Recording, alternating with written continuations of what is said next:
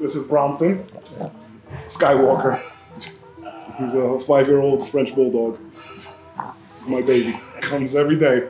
This is basically the top gym regarding for powerlifting, strongman, and also bodybuilding. I actually got into fitness and bodybuilding after losing my leg.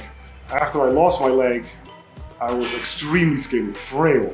I just became self-conscious with how skinny I looked and decided to say, I think I want to start working out and become a bodybuilder. Now, here I am. All amputees, you have to adapt. And if you can't do certain exercises like squatting, I maybe lean over to a side and may attack it, do it from different angles. We can do everything. I had a motorcycle accident back in 2006. My rear tire lost grip, so when I slid into the guardrail, the bike slammed into me. I was going maybe 30, 40 miles per hour. It wasn't fast, but I didn't feel a thing. It was instant.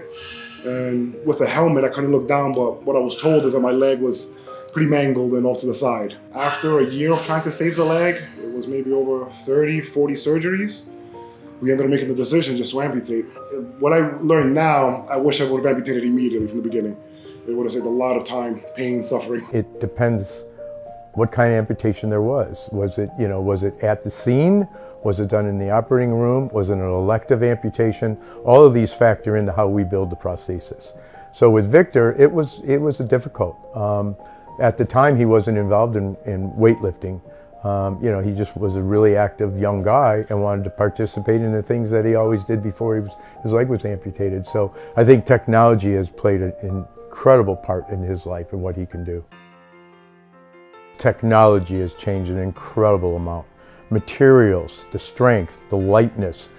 My first prosthesis was wooden. Today they're ultra light, ultra strength, carbon fiber, acrylic, fiberglass of all different shapes and sizes. So that gives the people so many variations of what they can really do. Mark, he's been there since day one. After the amputation, he was the first person that basically walked into the room. I didn't know he was an amputee. He said he'd be the one that's going to be making my prosthetics, go through all the fitting, everything like that. And as he's walking out the room, he just kind of turned around and was like, oh, by the way, I'm also an amputee. I was like, oh, and he's been there from day one. The patient comes in and they know they're unfortunately going to have an amputation.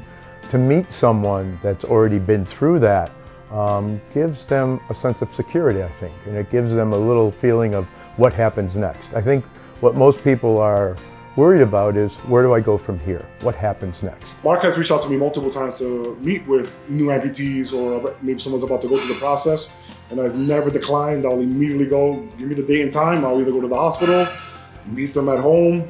Mark and Northeast Orthotics, they absolutely will lead you in the right direction for any questions. So I've helped so many other amputees through social media.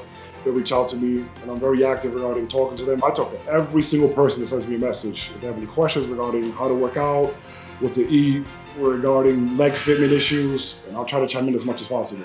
Don't just give up if you lose your leg.